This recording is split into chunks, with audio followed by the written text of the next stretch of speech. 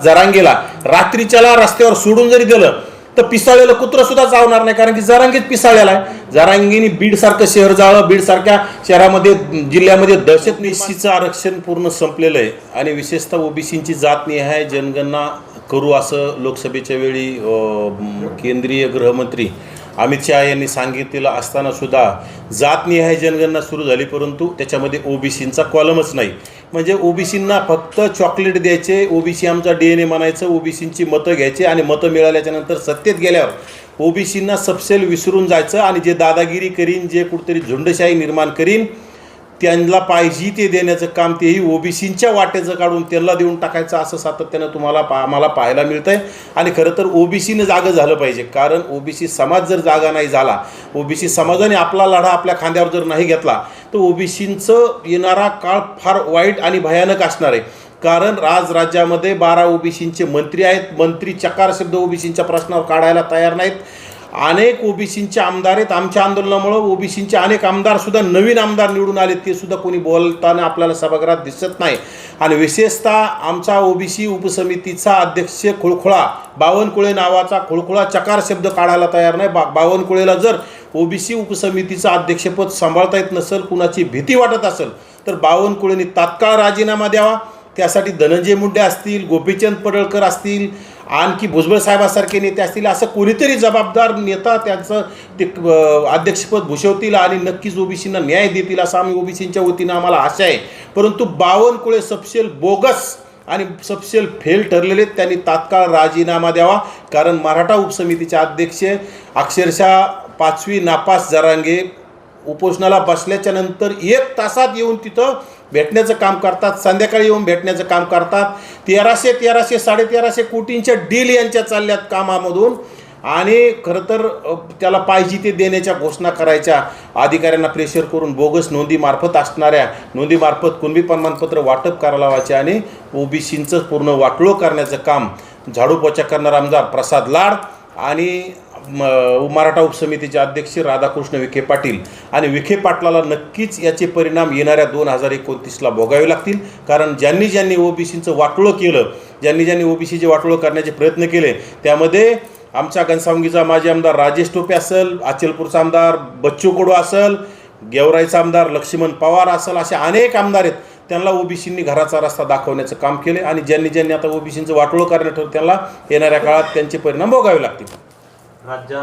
बीडमध्ये जरांगे आणि जरांगीच्या पिरवळीच्या दबावापोटी आणि येथील जातीवादी खासदार, जातीवादी आमदार, आष्टीचा जब्या असेल, इकडं गेवराईचा आमदार असेल, यांच्या दबावापोटी बीड जिल्ह्यात मराठवाड्यात सर्वाधिक 40,000पेक्षा जास्त कुणबी प्रमाणपत्राचं वाटप करण्यात आलं आणि ते येणाऱ्या काळात माझी गावगाड्यातील ओबीसींना कळकळीची विनंती, आपल्या गावात एखादं प्रमाणपत्र निघत असेल तर आपणच त्याची काळजी केली पाहिजे. त्याचे काय बोगस असेल ते पुरावे शोधून जात पडताळणी समितीकडे दाद मागण्याचं काम केलं पाहिजे.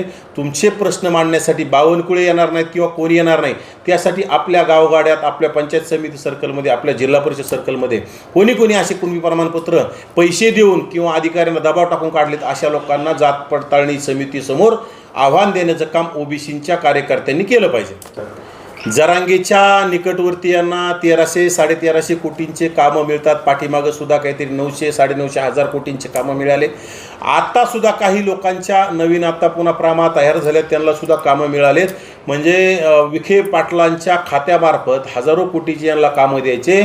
ऊर्जा खात्यामार्फत जरांगीच्या निकटवर्तीय जो आंदोलनाचं आयोजन करणारा सरपंच आहे त्याला ऊर्जा खात्यामार्फत कामं द्यायचे आणि मराठा समाजाला घुमवण्यासाठी ह्या लोकांना हाताशी धरण्याचं काम आहे. ओबीसीच्या कुणबी नोंदीमार्फत प्रमाणपत्र काढून गरीब मराठ्यांचं भलं होणार नाही, फक्त ओबीसींचं राजकीय अस्तित्व संपवण्यासाठी सरकार आणि जरांगीची सेटलमेंट आहे. सरकार आणि जरांगी मिळून ओबीसींची राजकीय हत्या, ओबीसींचा केसानी गळा कापण्याचं काम करत आहेत आणि ओबीसींचं येणाऱ्या काळात गावगाड्यात ग्रामपंचायत सदस्य, जिल्हा परिषद मेंबर, पंचायत समिती मेंबर म्हणजे स्थानिक स्वराज्य संस्थेमध्ये सभागृहात प्रतिनिधी गेला नाही पाहिजे असं सरकारनेच ठरवलं आहे. विशेषतः ओबीसी आमचा DNA म्हणणारे नेते देवेंद्रजी फडणवीस हे म्हटल्याच्या नंतर ओबीसींनी भरभरून मतं दिले, परंतु त्यांच्याच सरकारमध्ये ओबीसींचा केसानी गळा कापणं सुरू आहे. हे ओबीसीने सुद्धा डोळे उघडले पाहिजे आणि येणाऱ्या काळात जशा तसं उत्तर द्यायला आपण सजग आणि तयार झालं पाहिजे. यापूर्वी एवढले कामं त्यांना मिळाली का, त्या कामाचा दर्जा कसा असला पाहिजे, त्यांनी कुणाच्या मार्फत घेतलं, कुणाची पार्टनरशिप आहे. जरांगीला त्यांच्या गाड्या फिरायला मिळतात, जरांगीसोबत त्यांच्या गाड्या असतात, त्यांची माणसं जरांगीला भेटतात, सगळ्या यंत्रणा जरांगीसाठी राबवल्या जातात. मग याच्यातूनच ओळख येतं की 50% जरांगीची त्याच्यामध्ये पार्टनरशिप आहे. ठीक आहे, कॉन्ट्रॅक्टरला कामं मिळत असतात, परंतु जरांगीला पार्टनरशिप देण्याचं कारण काय, आणि विशेषतः गरीब मराठ्यांना फसवण्यासाठी जरांगीला पार्टनरशिप देऊन जरांगीचा पैशाचा बोळा देऊन तोंड बंद करण्याचं काम राज्य सरकारच्या माध्यमातून सुरू आहे.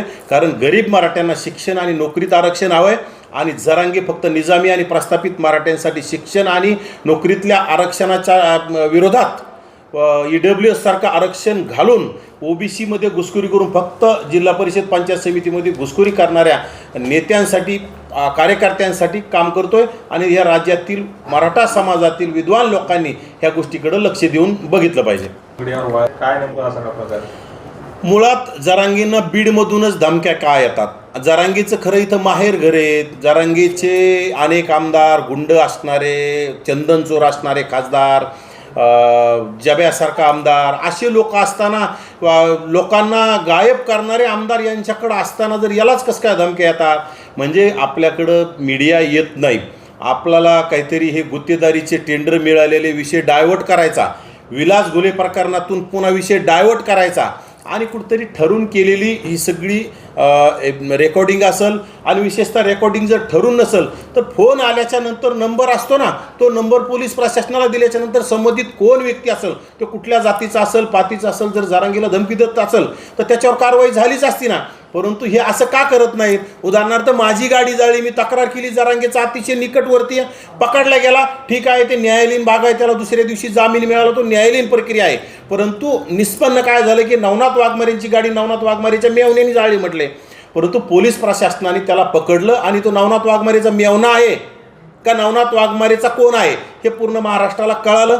त्याप्रमाणे जरांगीच्या माणसांनी, जरांगीची एवढी मोठी टीम आहे इथं, मग ते तक्रार का करत नाही? इकडं म्हणायचं आमचं जरांगी, आमचं काळीज आहे, आणि मग काळीजासाठी तुम्ही त्या पुढच्या व्यक्तीचं नाव, पुढच्या व्यक्तीची नंबर पोलीस प्रशासनाकडे देऊन तक्रार केली पाहिजे. परंतु तुम्हाला फक्त याच्यातून कसा फायदा घेता येईल आणि समाजाला भावनिक कसं करता येईल, बाकी काय नाही. विशेषतः जरांगीला रात्रीच्याला रस्त्यावर सोडून जरी दिलं तर पिसाळलेलं कुत्रं सुद्धा चावणार नाही, कारण की जरांगीत पिसाळलेला आहे. जरांगीने बीडसारखं शहर जाळं, बीडसारख्या शहरामध्ये, जिल्ह्यामध्ये दहशत निर्माण केली.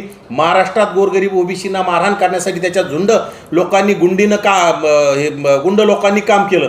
त्यामुळे जरांगी मूळ गुंडांचा, तडीपार लोकांचा, हद्दपार लोकांचा आणि अशा मारामाऱ्या करणाऱ्या लोकांचा, वाळू माफिया, गुटखा माफिया, मटका माफिया, जमीन हडप करणाऱ्या लोकांचा आका आहे. आणि आकाला कोण मारत असतं? तोच ह्या राज्यामध्ये डॉन आहे. त्यामुळे जरांगीनी कुठेतरी जरांगीच्या कार्यकर्त्यांनी खोट्या क्लिप्स व्हायरल करून आणि किंवा त्यांनीच त्या ठरवून क्लिप व्हायरल करून समाजाला भावनिक करण्याचं काम करू नये. आणि विशेषतः तुम्हाला जर खरंच तसं वाटत असेल तर त्या क्लिप्स आणि ते नंबर पोलीस प्रशासनाकडे देऊन त्या संबंधित व्यक्तीला अटक करण्यासाठी तुम्ही मागणी केली पाहिजे.